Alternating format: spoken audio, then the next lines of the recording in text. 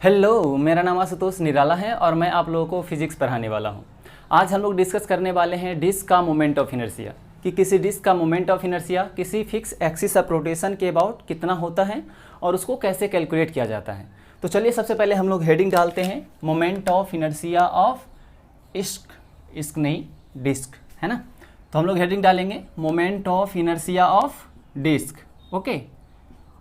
और फिर इसको समझते हैं कि कैसे इसमें कैलकुलेशन किया जाएगा।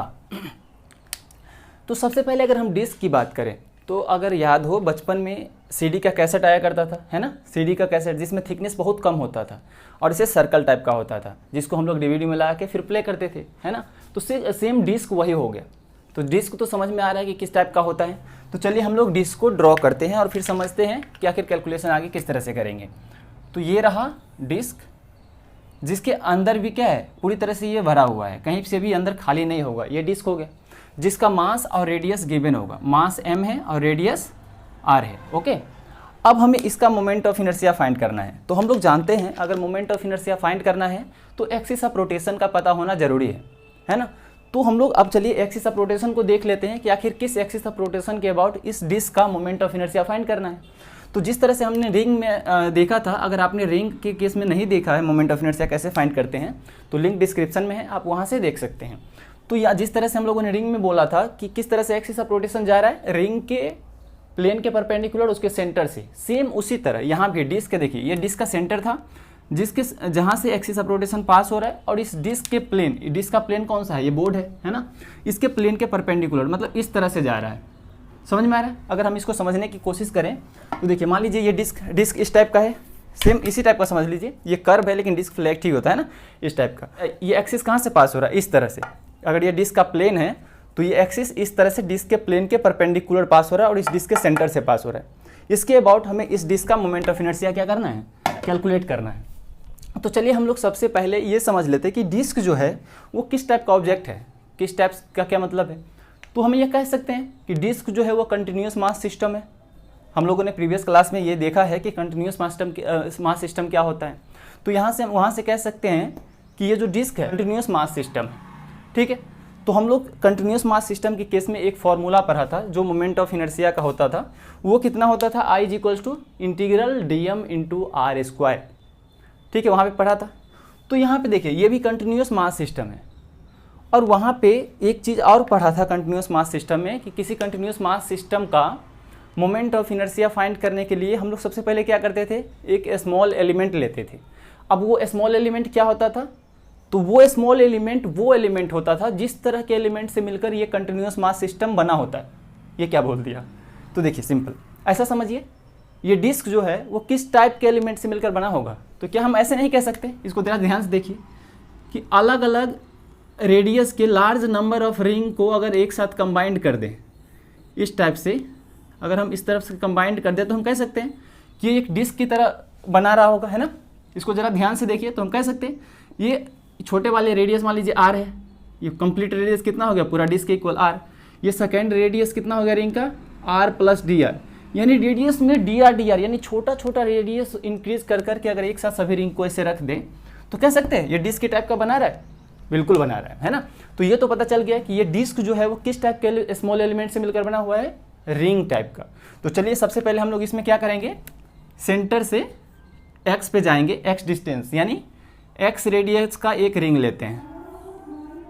क्लियर है। इस तरह से हमने x रेडियस का रिंग लिया, फिर इसमें छोटा सा इंक्रीमेंट करेंगे रेडियस का। कितना इंक्रीमेंट करेंगे, जैसे r के बाद कितना dr किया था ना, तो इसमें x के बाद dx थिकनेस का, यानी इससे बड़ा रेडियस का रिंग जो होगा उसका रेडियस कितना, ये बाहर वाला जो रिंग है सेकेंड रिंग हम लोगों ने लिया है उसका रेडियस कितना होगा, अंदर वाला का x है तो ये बाहर वाला का x + dx रेडियस का होगा, है ना। तो हम ये कह सकते हैं कि ये जो थिकनेस बन रहा है दोनों रिंग के बीच का जो गैप है वो कितना होगा, dx कह सकते हैं, बिल्कुल कह सकते हैं, है ना। सेंटर से x, फिर सेंटर से बाहर वाले का है x + dx, तो इसका थिकनेस कितना हो गया, dx। यानी ऐसे हम इसको ऐसे कह सकते हैं कि डिस्क के सेंटर से गया और एक रिंग लिया, एक dx थिकनेस का एक रिंग ले लिया, ठीक है, जिसका ये किस टाइप का है, रिंग टाइप का, जिसका मास हमने क्या लिया, अब ये स्मॉल है तो मास भी हम लोग क्या करेंगे, स्मॉल ही लेंगे।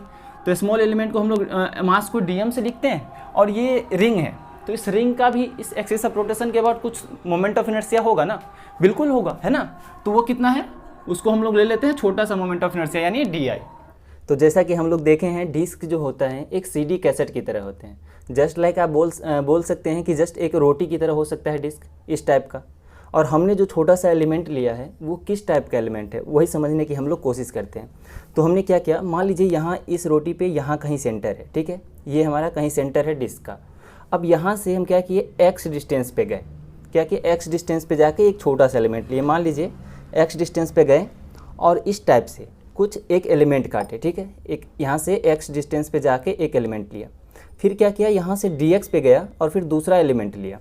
तो वो dx पे किस तरह से गया, जैसे मान लीजिए इस टाइप का कुछ x प्लस ds।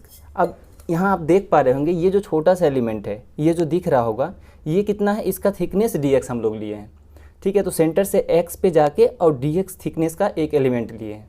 तो यहाँ पे रिंग है, तो हम लोग जानते हैं रिंग का मोमेंट ऑफ इनर्शिया कितना होता है। अगर हम रिंग के मोमेंट ऑफ इनर्शिया का अगर हम बात करें तो I = mr² होता है। तो यहाँ पे अगर I की बात करें तो क्या है, रिंग का मोमेंट ऑफ इनर्शिया DI है, तो DI हो गया। m कितना है, मास रिंग का dm इंटू, अब देखिए रिंग का रेडियस क्या है x, तो यहाँ पे dm इंटू x²। ये हो गया इस छोटे वाले रिंग का मोमेंट ऑफ इनर्शिया। और हम लोग जानते हैं छोटे वाले रिंग का अगर मोमेंट ऑफ इनर्शिया पता चल जाए तो फिर उसका हम इंटीग्रेशन कर देते हैं, फिर फाइनल हमारा जो भी कंटिन्यूस मास सिस्टम होता है उसका मोमेंट ऑफ इनर्शिया आ जाता है। तो हम लोग क्या करेंगे, इसका इंटीग्रेशन कर देते हैं। तो DI का इंटीग्रेशन क्या होगा, I, और वो I क्या होगा, इस कंप्लीट डिस्क का मोमेंट ऑफ इनर्शिया। ये कितना आ गया, I = dm into x²। x² क्यों, क्योंकि इस रिंग का रेडियस है x, इसलिए x²। इसको ध्यान से देखिए, क्लियर है यहाँ पे। तो चलिए अब हम लोग को पता चल गया कि I = dm इंटू x², यहीं से हमारा इस डिस्क का मोमेंट ऑफ इनर्शिया फाइंड होगा। अब इसको सोल्व करने के लिए हम लोग को क्या पता होना चाहिए, dm। इस dm को ध्यान से देखिए, हम लोग को dm फाइंड करना पड़ेगा, तभी इस इक्वेशन को हम लोग सोल्व कर सकते हैं। तो अब चलिए dm फाइंड करते हैं। तो dm फाइंड करने के लिए हम लोग क्या करेंगे, ये जो हमने इस डिस्क के अंदर स्मॉल रिंग लिया है, इसको हम क्या करते हैं, यहाँ से बाहर निकालते हैं। तो बाहर निकालेंगे तो वो कुछ इस टाइप का रहेगा, इसको ज़रा ध्यान से देखिए, कुछ इस टाइप का रिंग बनेगा जिसका ये थिकनेस कितना है, dx। यहाँ तक क्लियर है सबको। सिंपल क्या कि हमने इस रिंग को डिस्क से बाहर निकाल दिया है। अगर हम इस रिंग की बात करें तो इस यहाँ पे रेडियस कितना है, x, और इसका थिकनेस कितना है, dx। क्लियर है, निकालते हैं। तो चलिए इसको बाहर निकालने की कोशिश करते हैं और इसको यहाँ से बाहर निकालते हैं, ठीक है। तो हमने देखा x डिस्टेंस पे जाकर और dx एलिमेंट लिया है जिसका हम लोग एरिया फाइंड करने की कोशिश कर रहे हैं। तो चलिए इसका पहले यहाँ से हम लोग इस छोटे वाले एलिमेंट को यहाँ से निकालते हैं। आप देख पा रहे होंगे कि ये जो हमारे पास अब एलिमेंट है, ये जो बना है, इसको अब साइड, अब डिस्क इसी तरह से कटा हुआ है, यहाँ सेंटर से x डिस्टेंस पे गया है और उसके बाद dx थिकनेस लिए हैं। अब हम क्या करते हैं, चलिए इसका काम तो अपना हो गया, अब मेन काम जो है वो इसका है। अब हमारे पास जो ये dx थिकनेस का जो ये है, अब ये कह सकते हैं कि ये जो है वो किस टाइप का है, एक रिंग टाइप का है। इसी रिंग का हम बात कर रहे थे, जो हम इस डिस्क में जो छोटा सा एलिमेंट लिए हैं वो एक रिंग टाइप का है जिसका थिकनेस कितना है, dx। अब देखिए, अब इसका मुझे मास फाइंड करना है। तो अगर हम यहाँ पे अगर ध्यान से देखें तो डिस्क के लिए हम लोग क्या फाइंड करते हैं, एरिया फाइंड करते हैं। तो यहाँ पे किस टाइप की डेंसिटी डिफाइन होगा, एरिया मास डेंसिटी, है ना। तो इस छोटे से रिंग की अगर हम बात करें तो ये छोटे से रिंग जो है वो भी तो इस डिस्क का ही पार्ट है ना, जिसका एरिया कुछ होगा। तो हमने मान लिया ये जो छोटा सा dx थिकनेस का रिंग है, इसका एरिया कितना है, dA। इसका एरिया हमने dA बोल दिया, क्लियर है। अब हमको dA फाइंड करना है क्योंकि हम लोग को dm फाइंड करना पड़ेगा। तो देखिए dm = क्या होगा, सरफेस मास डेंसिटी इंटू जितना एरिया पे मुझे मास फाइंड करना है। तो इसी रिंग का तो मास फाइंड करना है, तो dA मुझे फाइंड करना पड़ेगा dm फाइंड करने के लिए, ठीक है। तो देखिए dA कैसे फाइंड करेंगे, तो आप इसको सिंपल ऐसा समझिए, हमने क्या किया, इस dx थिकनेस के जो ये रिंग है इसको हमने यहाँ से कट कर दिया, ये लाया कैंची, कट, यहाँ से कट कर दिया। अब इस साइड वाले को मान लीजिए यहाँ कट करने के बाद ऐसा कुछ हो गया, लेफ्ट वाले को 1 नाम दे देते हैं, राइट वाले को 2 नाम दे देते हैं। और ये 1 और 2 को पकड़ के अगर ऐसे सीधा करें तो क्या हम बोल सकते हैं, ये जो dx थिकनेस का रिंग है कुछ इस टाइप का हो जाएगा। ज़रा ध्यान से देखिए, और यहाँ कोई दिक्कत है तो बोलिए। इसको ध्यान से देखिए, हमने क्या किया, ये एंड 1 है और ये एंड 2 है। अगर इस 1 और 2 को ऐसे पकड़ के ऐसे घुमा दे तो क्या ऐसे फिर सर्कल नहीं बन जाएगा, बिल्कुल बन जाएगा। तो हमने 1 2 को पकड़ा और ऐसे सीधा कर दिया। तो यहाँ पे इसका थिकनेस कितना था, कितना होगा, जितना इस रिंग का थिकनेस है ना, क्योंकि इस रिंग को ही तो ऐसे सीधा किया है, तो ये dx हो गया।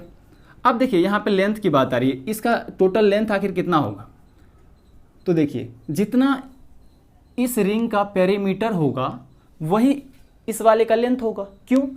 क्योंकि हमने इस पेरीमीटर को ही तो सीधा किया है। तो यहाँ से 1 से लेके ऐसे घूम के अगर 2 तक जाए तो कितना लेंथ होता है, किसी सर्कल में 2πr पेरीमीटर होता है, तो यहाँ पे भी ये 2πr हो जाएगा। तो इसका लेंथ कितना हो गया, 2π इंटू रेडियस, r क्या होता था, रेडियस, तो रेडियस क्या है, x, तो इसका लेंथ हो गया x। क्लियर है? अब इसको ध्यान से देखिए तो हम कह सकते हैं ये कि रेक्टेंगल टाइप का है जिसका विड्थ कितना है, dx, बहुत छोटा है मानिए पर है तो dx कितना, ये विड्थ कितना है dx और लेंथ 2πx। तो यहाँ से क्लियर हम लिख सकते हैं इसका जो एरिया dA होगा वो लेंथ इंटू विड्थ यानी 2πx जो इसका लेंथ है और dx हो गया इसका विड्थ। क्लियर है? dA हमने कैसे लिखा, अब dA पता चल गया तो हम लोग dm इजीली फाइंड कर सकते हैं ऊपर से। तो dm इज इक्वल्स टू क्या हो जाएगा, सिग्मा। अब सिग्मा देखिए सरफेस मास डेंसिटी होता था, वो कितना होता है, मास अपॉन एरिया। तो इस डिस्क का मास कितना है, m। क्लियर है? तो हमने m लिख दिया अपॉन एरिया, डिस्क का एरिया कितना होगा, πr²। अगर याद है तो ठीक है, याद नहीं है तो याद कर लेंगे, सिंपल। ये हो गया सिग्मा। अब हम लोग को यहाँ पे dA पुट करना है क्योंकि ऊपर से हम लोग जानते हैं, तो यहाँ से dA फाइंड किए हैं 2πx इंटू dx। अब इसको ज़रा सोल्व करिए, देखिए पाई से पाई कैंसिल हो रहा है, तो यहाँ से अगर हम dm की बात करें तो dm कितना हो गया, 2m upon r² x dx। dm find हो गया। अब मुझे इसका dA फाइंड करना है, तो देखिए dA किस तरह से फाइंड करेंगे, इस रिंग को हम क्या करते हैं एक जगह से ब्रेक कर देते हैं, इस तरह से ब्रेक कर दिए। अब इसको देखिए, आप इसको सीधा अगर करेंगे, अगर आप इस तरह से सीधा इसको करते हैं तो आप कह सकते हैं कि इसका ये तो थिकनेस dx है, हम लोग जानते हैं, और इसमें कुछ लेंथ होगा, तो ये लेंथ किसके इक्वल होगा, तो देखिए जब ये रिंग के फॉर्म में था इस टाइप का, तो इसका पेरीमीटर इस सर्कल टाइप के कह सकते हैं कि 2π इंटू जो इस रिंग का रेडियस x है वो 2πx के इक्वल होगा। तो इसको जब ऐसे सीधा किए तो कह सकते हैं कि इसका जो यहाँ से यहाँ लेंथ होगा वो 2π इंटू एक्स के इक्वल होगा, बिल्कुल कह सकते हैं। और इसका थिकनेस कितना है, dx। तो ये एक रेक्टेंगुलर की तरह हो गया जिसका लेंथ है और विड्थ है, तो इसका हम लोग एरिया जो dA फाइंड करेंगे वो रेक्टेंगल के एरिया के इक्वल हो जाएगा, जो कि कितना होगा, लेंथ इंटू विड्थ। तो लेंथ कितना है 2πx इंटू विड्थ कितना है dx। तो इसका एरिया कितना हो गया, dA is equals to 2πx into dx। ठीक है, समझ में आया इस छोटे से एलिमेंट को हम लोगों ने किस तरह से लिया है और इसका एरिया किस तरह से फाइंड आउट किया है। आई होप कि आप लोगों को यहाँ तक समझ में आया होगा। और हम इसके हेल्प से अब dm फाइंड करते हैं, उसके बाद इसका मोमेंट ऑफ इनर्शिया फाइंड करेंगे। अब जब dm हम लोग फाइंड कर लिए तो अब इजीली हम लोग di भी फाइंड कर लेंगे। वो कैसे, क्योंकि i इज इक्वल्स टू हम लोग जानते हैं इंटीग्रल dm इंटू x² होता है, dm ही फाइंड करना था जो कि हम लोगों ने फाइंड कर लिया।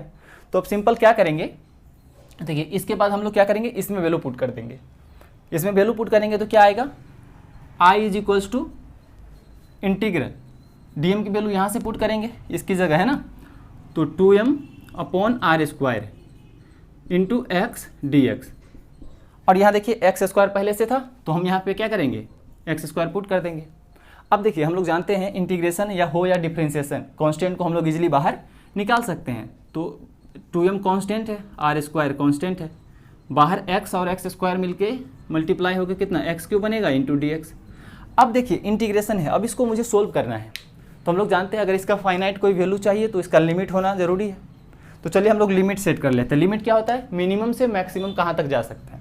तो ये x मिनिमम क्या हो सकता था, इसको ध्यान से देखिए, x मिनिमम क्या हो सकता था, 0। क्यों, जब ये रिंग इसके सेंटर पे ही हो जाता तो ये x रिंग का रेडियस 0 हो जाता ना, तो इसका मिनिमम कितना होगा, 0।